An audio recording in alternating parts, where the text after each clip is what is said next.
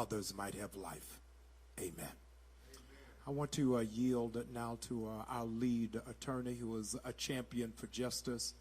I come really with the sobering reality that this is our class reunion. Attorney Crump and I first joined together over the case of Trayvon Martin, and we have crisscrossed around the country, and now it's come right to our front steps. The family has absolute confidence in Attorney Crump, in his conviction and his passion, and really his commitment of making sure that those who are left unseen will be seen. We welcome now Attorney Crump.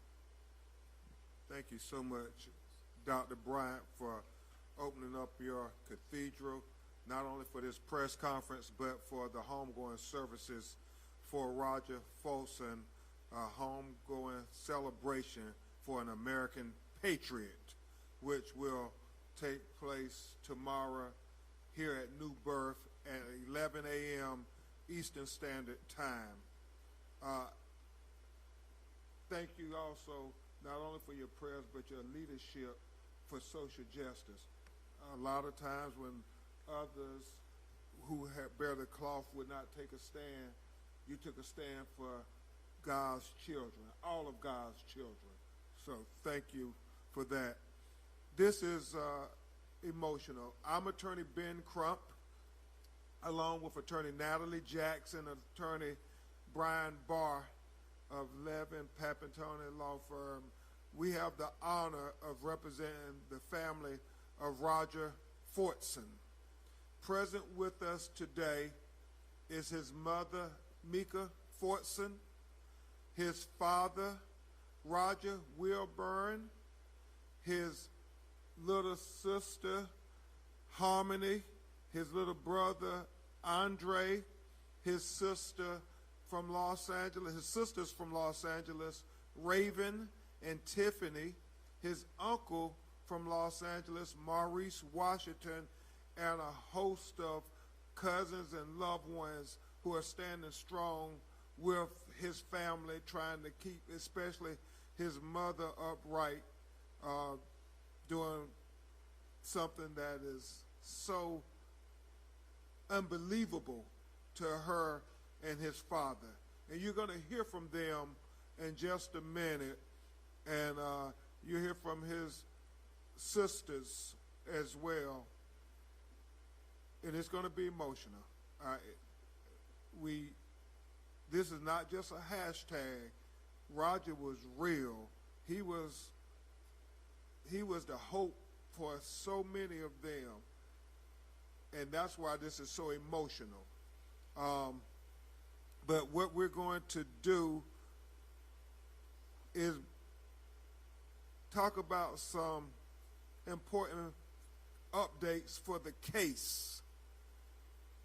The video came out and you all got to see it, but yet, as his mother said, they cannot stain his reputation. But she feels as long as they continue to say that they went to the right apartment, they're staining his reputation, because Roger did not have any domestic disturbance. Roger had no criminal history.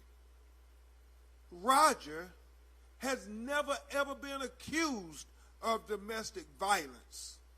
I mean, and so for her and his father Roger to hear these things, it's as if they're staining his reputation, his good name. I know, Dr. Bryant, my mother always tells me, a good name is worth more than silver and gold. That's biblical. Roger had a good name. He was a good young man, had the brightest of futures. And so we start with addressing what his mother believes is this narrative to stain his reputation. And I'm sure she's going to speak on that herself very directly to you all. But the transcript, if we could put it up, because you saw the video, but it's important that you see the words.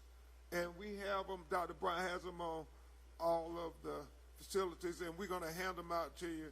But the parts that are germane, it starts, the body cam time stamp is now visible on the video, and it starts at 16 hours, 28 minutes, 45 seconds when they have the interaction with the woman who we believe is with the leasing office of the apartment.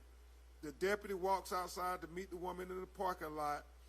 The deputy says, "Are they fighting or something?" The woman says, she was saying that it happens frequently.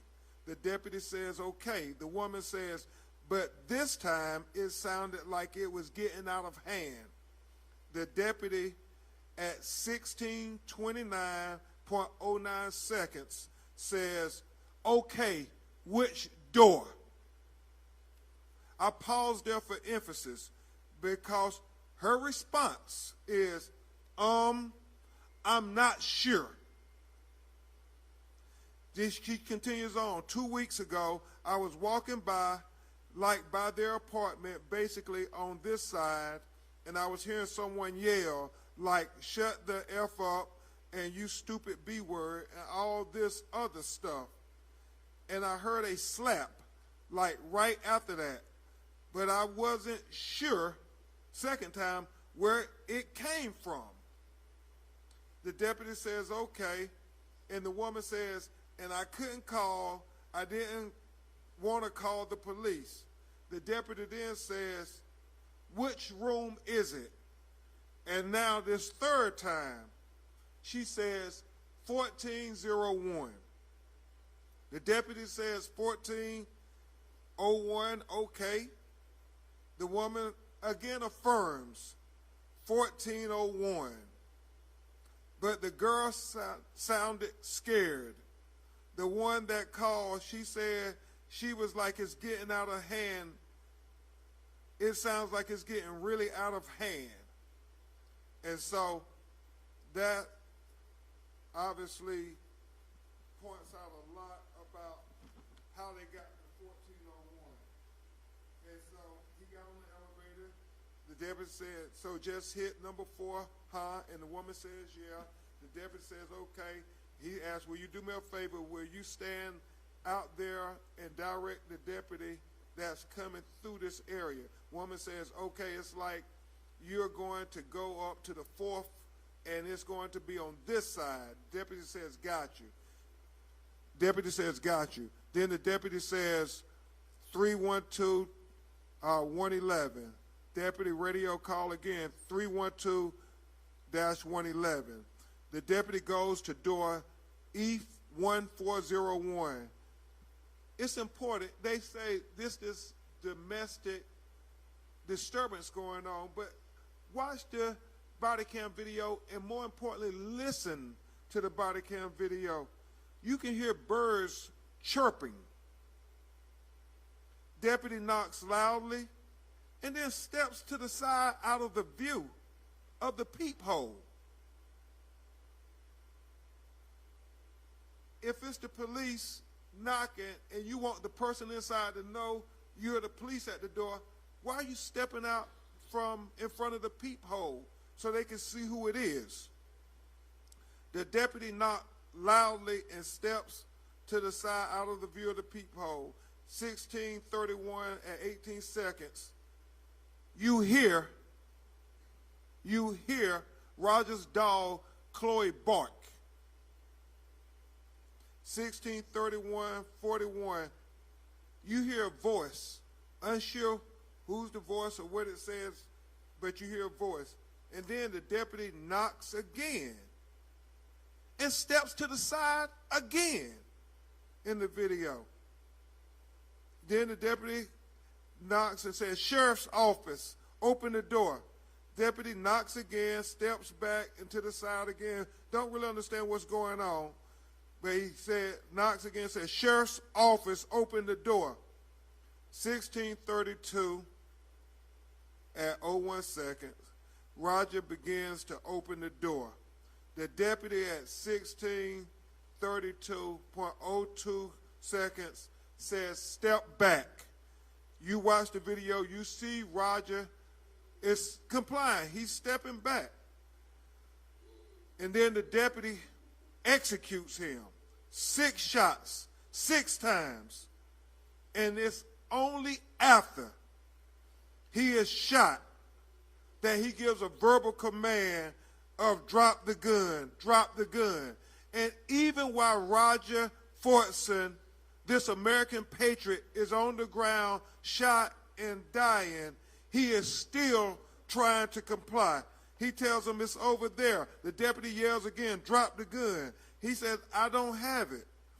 Deputy radio calls, 312 shots fired, suspect down, do not move. 312, get me EMS to my location. That's everything from the body cam video. Obviously, you all have the FaceTime video from his girlfriend that shows when he's on the ground, he's saying, I can't breathe. And they're still yelling commands. Still yelling commands.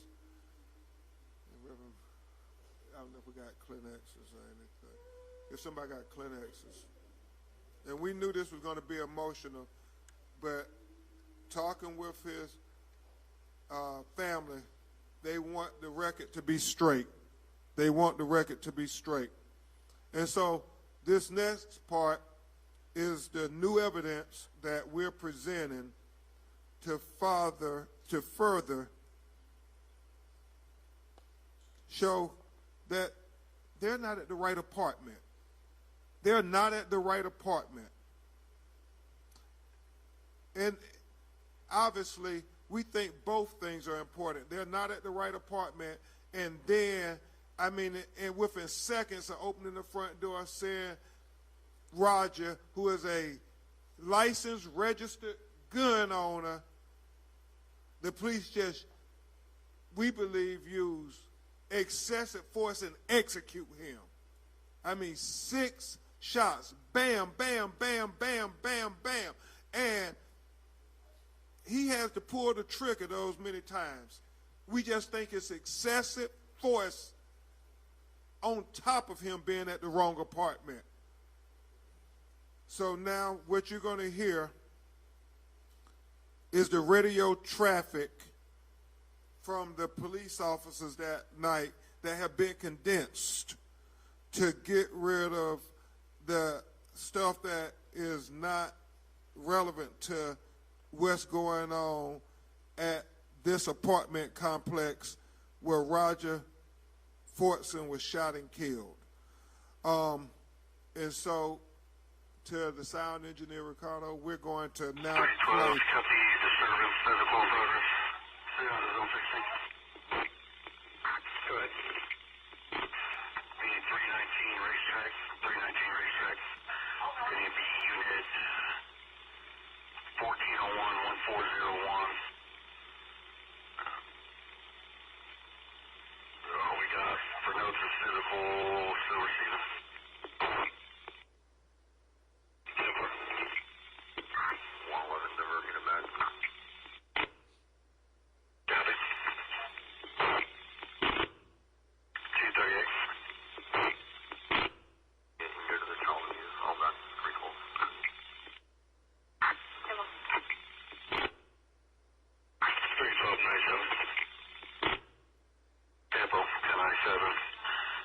Don't have any further other than a male and female.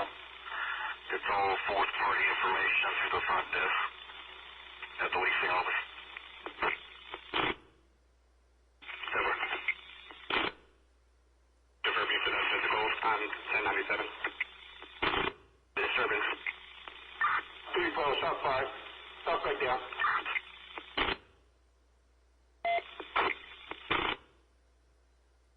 312, get EMS my location. Got it. 111, 312, exactly on you.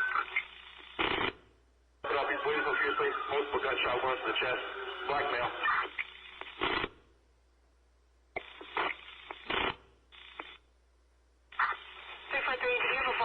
Neck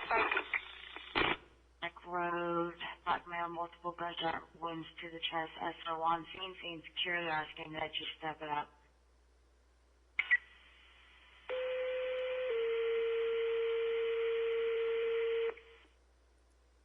Engine 1, Engine 3, chief notification, shooting 319 Racetrack Road Northwest.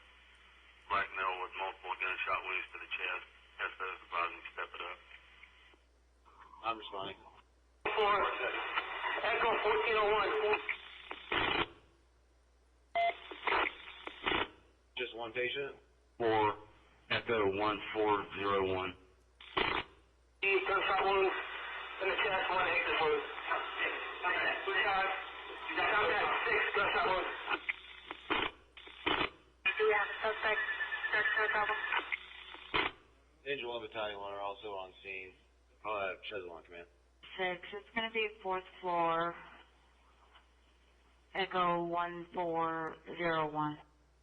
Room E, Echo 1401. 11 EMS, nothing, you're on safe, clear traffic.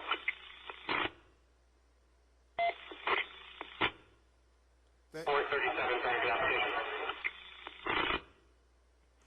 thank you, Ricardo. I think that's the end. Can we go back to 53 seconds and to the media? We will provide you all with the radio traffic condensed, but the part that we feel is the crux of the matter here for these purposes, and we have it blown up thanks to Dr. Bryant's audio visual. Play the 53 seconds from 97. Don't have any further other than a male and female. It's all fourth party information through the front desk at the leasing office. Thank you. And the reason that's very important, Eric, and why we had it blown up, is because it reiterates that it is not the right apartment where Roger Fortson is at. The dispatch officer says, don't have any further other than a male and female. It's all fourth party information from the front desk at the leasing office. That's important for 2 reasons. Number 1, the police already know before they get there, they've been told that where the disturbance is at, there's a male and a female, and that they are getting their information from the front desk at the leasing office. And it's, as his mother and father and everybody continues to say, his girlfriend, Roger, was in his apartment by himself, FaceTiming with his girlfriend. They were not raising their voices. He was making plans for their visit for the weekend. The only people in that apartment, only person in that apartment was him, and he had his dog Chloe, who was present there. Eric, can we show Chloe, because Dr. Bryant, we have gotten so many inquiries about his dog Chloe. Maybe we could put it on the other screen too. Because you heard Chloe bark, but also, and I mean, we got so many inquiries about how is his dog doing from dog lovers all across America. Because when they watch that video, they see Chloe in the video. And if we can go to the next picture, Eric, where you see that Chloe is right there when her daddy is shot. And here, Chloe is there, and we have a freeze frame of it. Okay. And if we can put it on the others, Eric, if that's possible.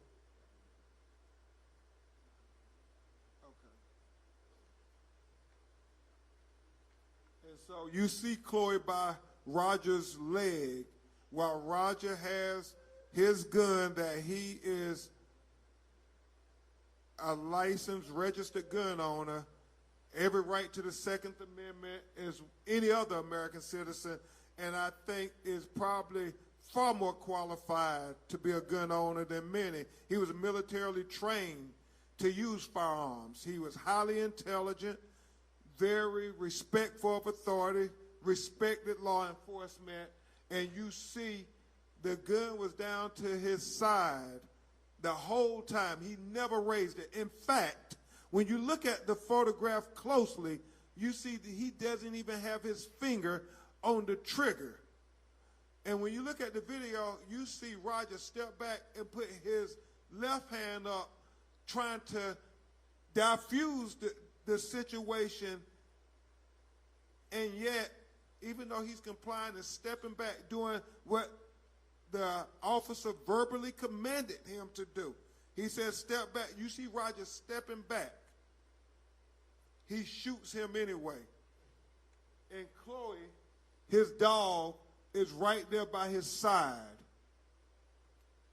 when he is shot, and she watches her daddy shot laying on that ground.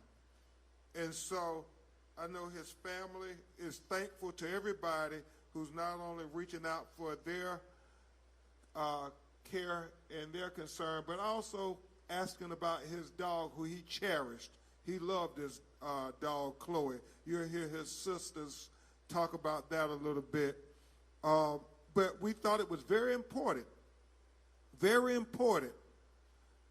to make sure that we get the information out, because oftentimes, Dr. Bryan, we've seen it far too many times when they kill people, especially black people, unjustifiably. They have the investigation go on for months, years, without anything, where everybody forgets about him and he's swept under the rug. Well, we're not going to let them sweep Roger Fortson under the rug. And people say, oh, it's a rush to judgment. Well, what we see in our community, if we don't stand up and start fighting and saying justice for Roger and making the case, then there will be no judgment. And that's why we have to go through painstaking efforts with all these emotions from these mothers and fathers and these siblings, because they know all too well in America, if they don't come up here, even while they're grieving, and fight for justice, they won't have any chance at getting justice. We know that from Freddie Gray, Michael Brown, Trayvon Martin, Tamir Rice, Terrence Crutcher, Eric Gardner, Breonna Taylor. The list goes on and on. We have to call them to account, because if we don't do it, they won't do anything.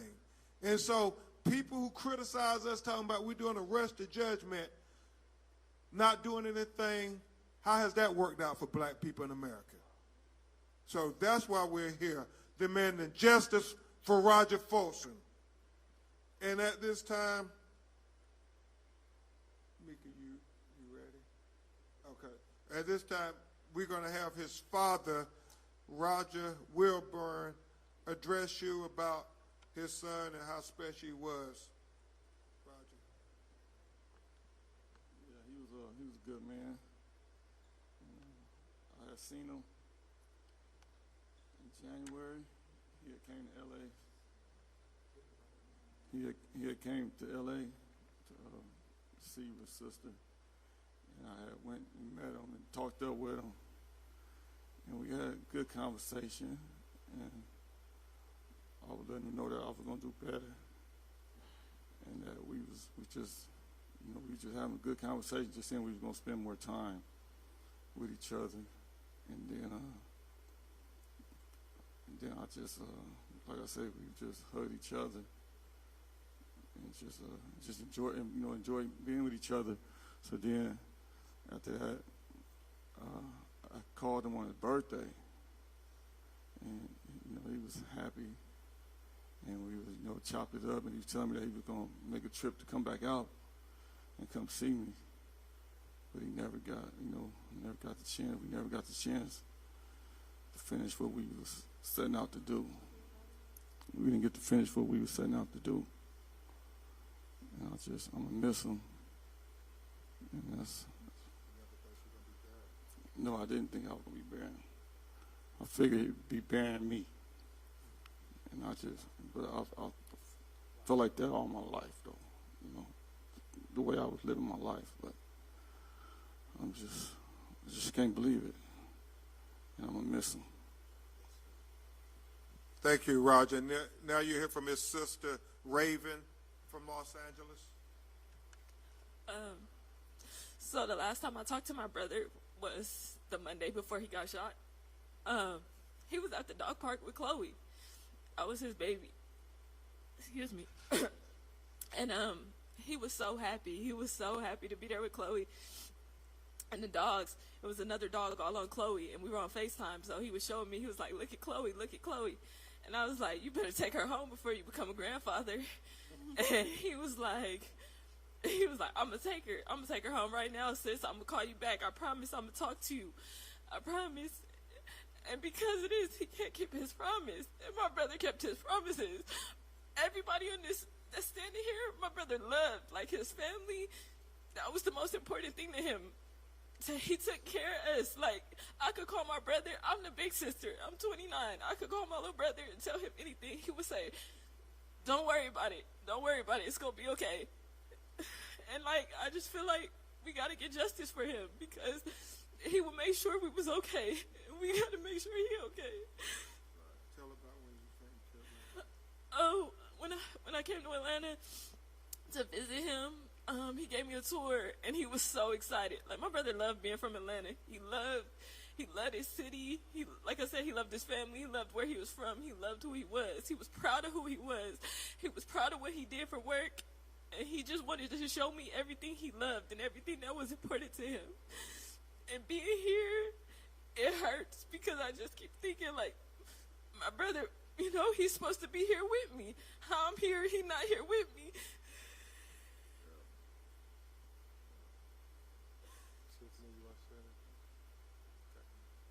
His uncle Maurice. Yeah, it's one thing, and hey, I'm just like the rest of the family. He was just with me a couple of months ago. Him and his girlfriend. I was telling her how beautiful she was at the bowling alley and chopping it up with his sisters. And terrible thing is I get a call from my daughter talking about is he passed, shot just last week. And that is devastating to me, especially how he got shot. And I know him.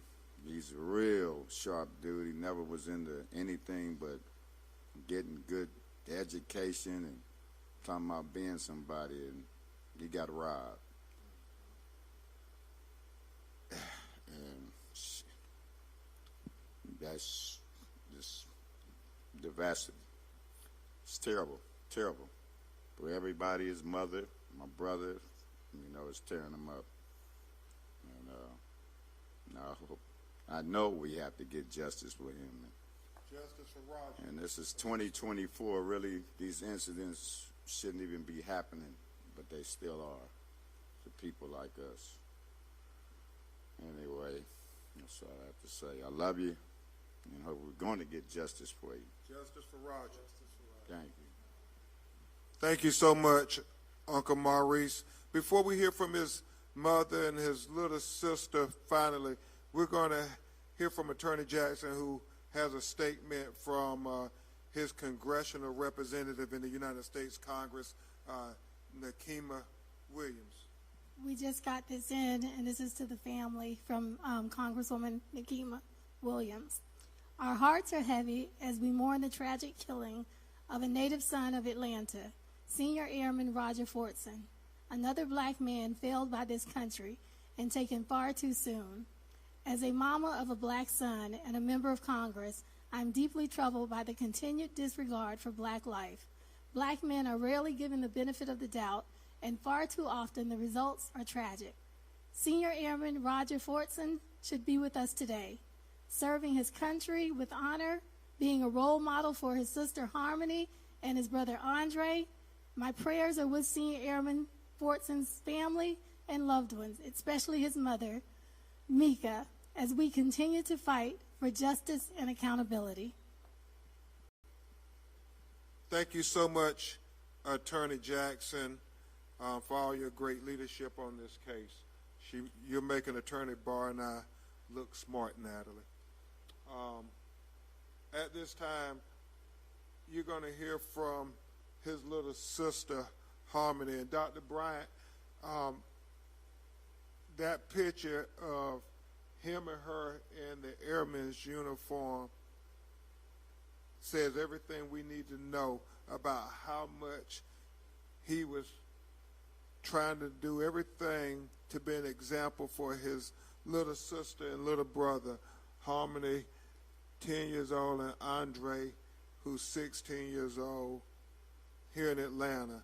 So, Mama, you want to come? We're going to try to have Harmony talk about her brother. Roger Airman Fortson. He was maybe my brother, but he was also the best brother I could ever ask for. Roger, we may not have any food, but he would always come by and just bring us something to eat. Roger knew what we wanted. Roger just, the last time I talked to him, it was on May 1st. It was Wednesday. It was 9:56. Oh. It was your birthday? It was on my birthday. I didn't even get to tell him I love him. All I got to say was I'll see him later. Now, I mean, I won't even get to see him later.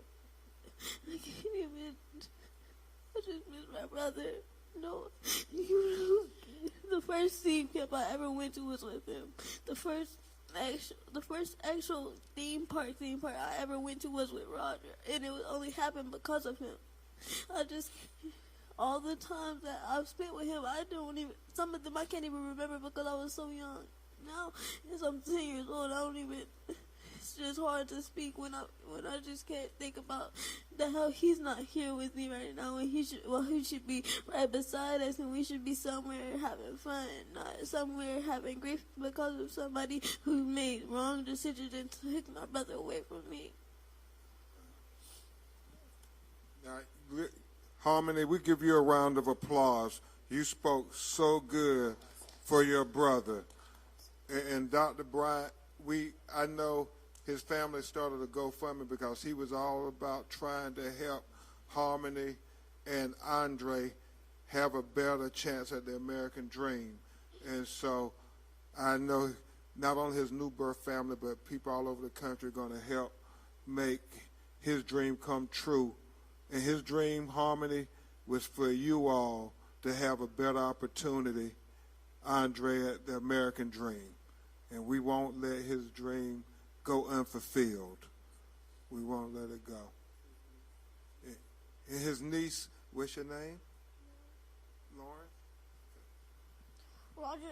Roger Airman Fortson, he wasn't just my uncle. He was the best uncle. He will always make someone happy. He will never have a bad day in front of somebody. If he had a bad day, he would make it right.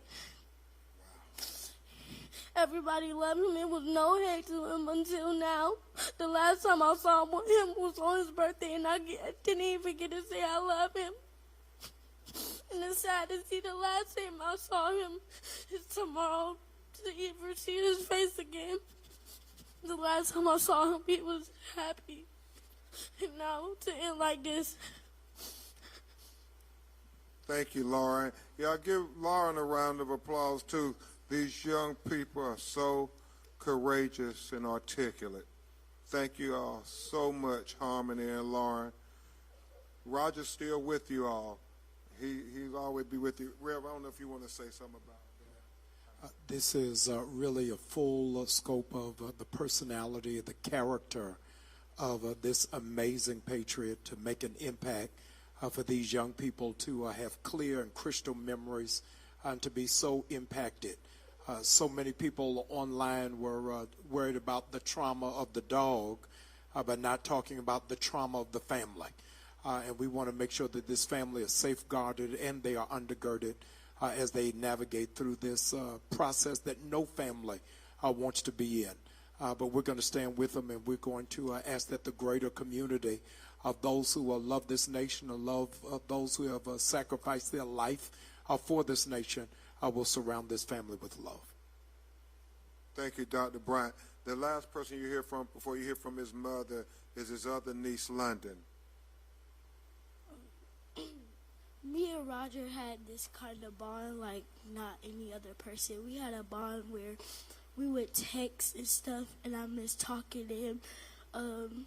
One time on the text messages, I was with Chloe, and we was sitting on the couch in my grandma's house, and I just said, "Look at your daughter. She looks so pretty." And he said all kind of heart. He said that I love you. So last time I talked to him was when he texted me and he said happy birthday to me, and when he said he loved me, and I just didn't know he was gonna be gone from me. Like, they took my uncle from me, and I just want justice for him. Justice for Roger. Justice for Roger. Thank you so much, London. Let's give London a round of applause to all these young people. And finally, Andre, do you want to say anything? Okay, finally, you're going to hear from his mother, Miss Mika Fortson, and then we'll try to take some of your questions.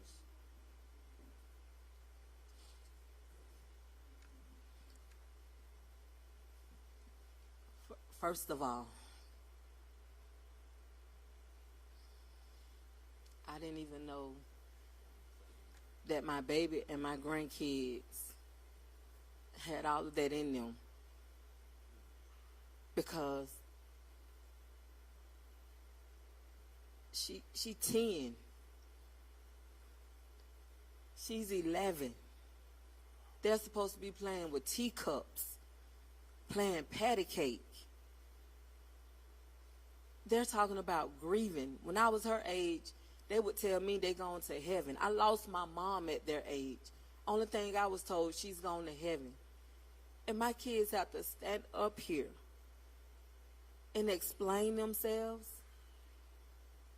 They always say you don't have a strong black man in the family. Do you see us? Amen. We're black women. We had a strong black man. Now we have 2 strong black men up here with us. Yes.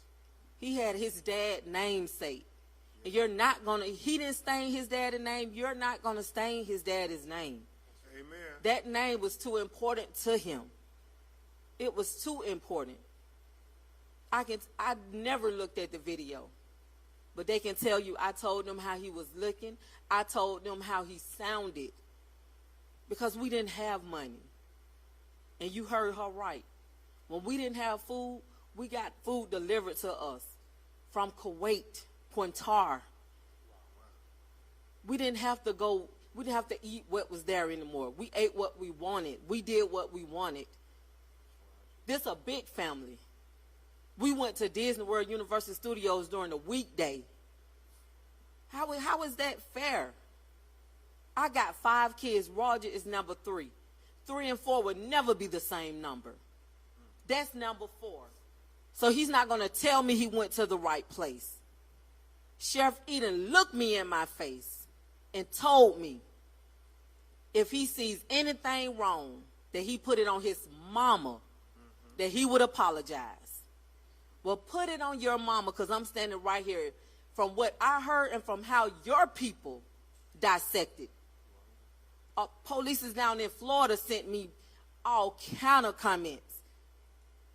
They sent me so many I couldn't even take it, just knowing that your own people that's wearing the same suit that you're wearing, saying that you murdered him, you assassinated him. He didn't deserve that. No. I don't even remember Roger killing a spider. He'll grab it by the leg and just throw it out. And you killed a human. You killed mankind. He went to Kuwait. Oh, Quintar. The places that he went, we're not even accepted. But they accepted him. To come back here and kill the gift that God gave to me, God has never been an Indian giver. Never. So you're going to give me justice whether you want to, Chef Eden, or not. If you're a man of your word, all those tears you looked in my face and cried, get back on the podium. Because no sooner than you told me that lie, you did a press conference to cover up your people. You asked to come to his memorial. Yeah, you can come. When you do your press conference and say you're going to give Roger justice, amen, you're going to say that you promised his mama justice. Amen. Amen. That's when you can come. Amen. Yeah, you thought he was a poor black boy. But what you didn't know, he had a mama that's a poor black single mama. And I'll walk through the fire for justice for mine. You're not going to get any more tears. The tears was for my grandkids and for my daughter, for his sister. Because guess what? He was proud of his sister. Everybody in Atlanta knew who Raven Wilburn was. And the fact that you took that from her, no, we're not going to allow that. We're not going to allow that. I've talked to colonels, generals, little old me, about how good of a child he was. How I'd raised him right. There's nobody better than him. Roger was light. There would not be a stain on his name. He would not be put to rest in darkness because he was light. Yes. Fix his reputation, tell the truth, and give my child justice. Give him justice. Justice for Roger. Justice for Roger. Thank you so much, Mika. She's a proud member of New Birth. At this time, we'll take your questions if you have any. Yes, ma'am.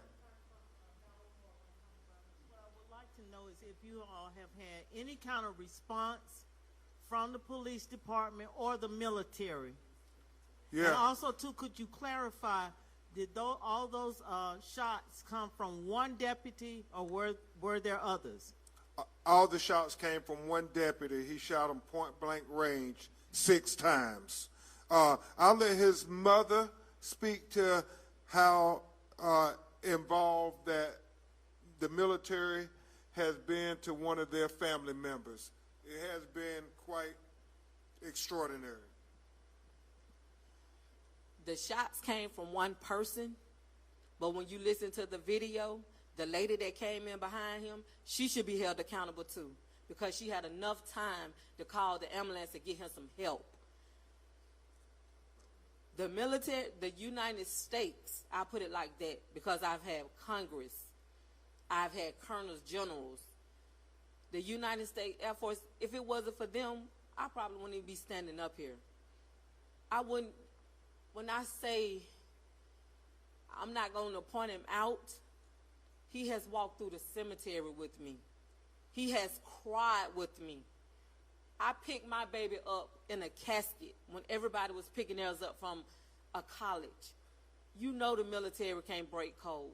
I watched them babies with tears rolling down their eyes. I get calls 2 o'clock in the morning. How they know I need them calls? Some of them have not lost a child, but they knew that I needed a call. The military done something? No, the military is present. Let's be clear. They're present. Not done. They are present. They're walking with me. They're talking with me. Everybody that you see here are present with me. This is hard.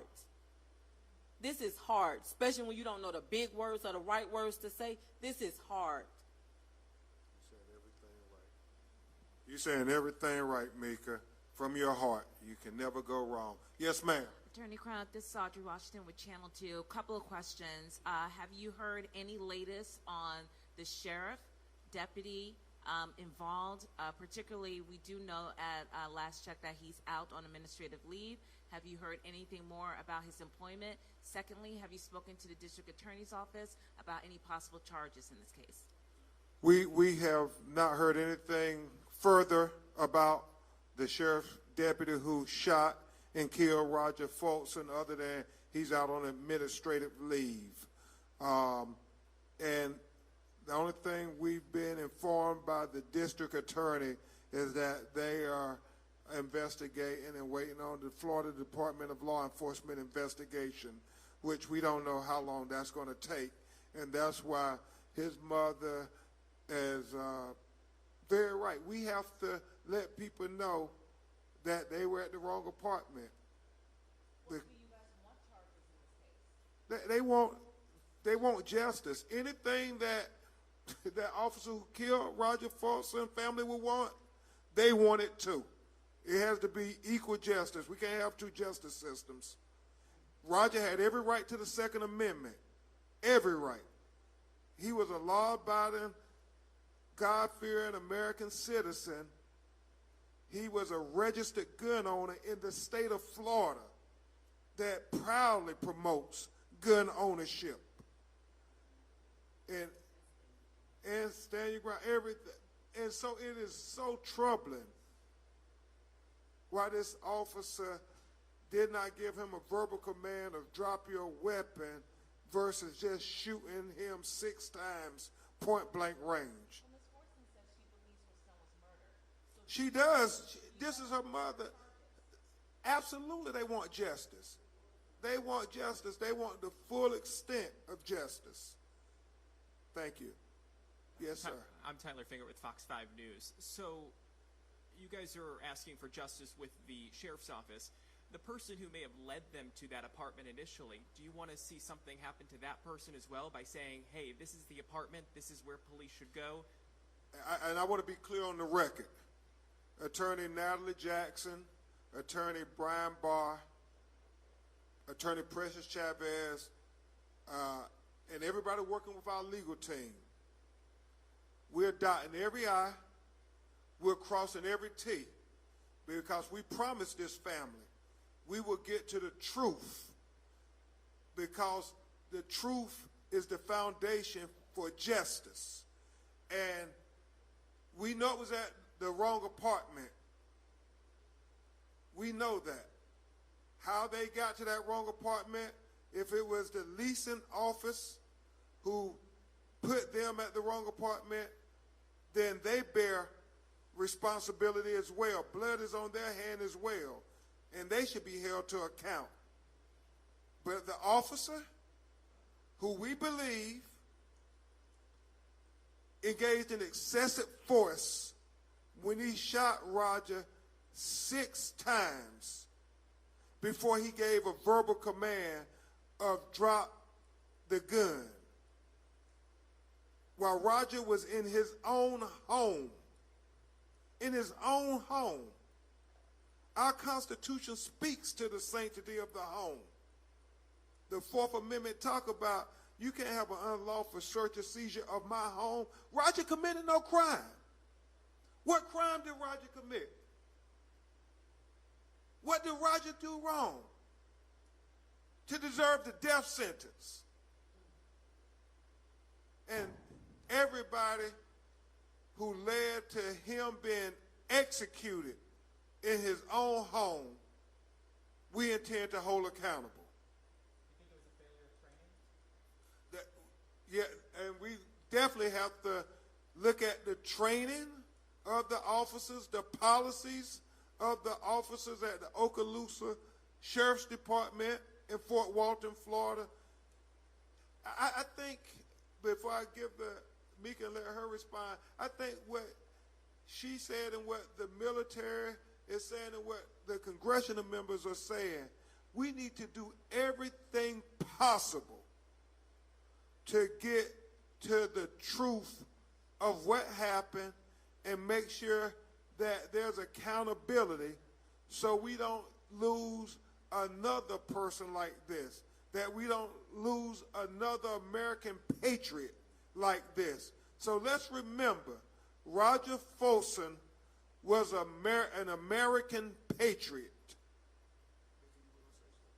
To answer your question, yes, she should be held responsible. Why didn't she let them know that what she told him? She could have came forth and said what she told him. Nobody double checked. It's like he didn't have a life. Like his life didn't matter. They thought he was going to be somebody that they was going to sweep under the rug. We were going to share the cup of tears and be scared. No. Those days are over with, especially for this family. Amen. So, yes, I do. She still got time to come forward. She could have reached out to me anything. She hasn't did anything. And if, you know, it's the wrong apartment. If she was mistaken, she needs to say it. There were no 911 calls about Roger Fortson. No. Yes, sir. Last question. Jeff Martin with the Associated Press. Have you been able to obtain an incident report or any other materials in addition to the radio traffic you shared with us? And then I had one additional second part of my question was, is the apartment complex being cooperative with your investigation? At this time, FDLE is leading the investigation. We asked them for 911 tapes and everything. We haven't gotten them yet, but we will continue to persist. We will continue to file freedom of information lawsuits to try to get the information so it's not swept under the rug a year from now. And I think Attorney Jackson can address your first question about have we got any reports on domestic?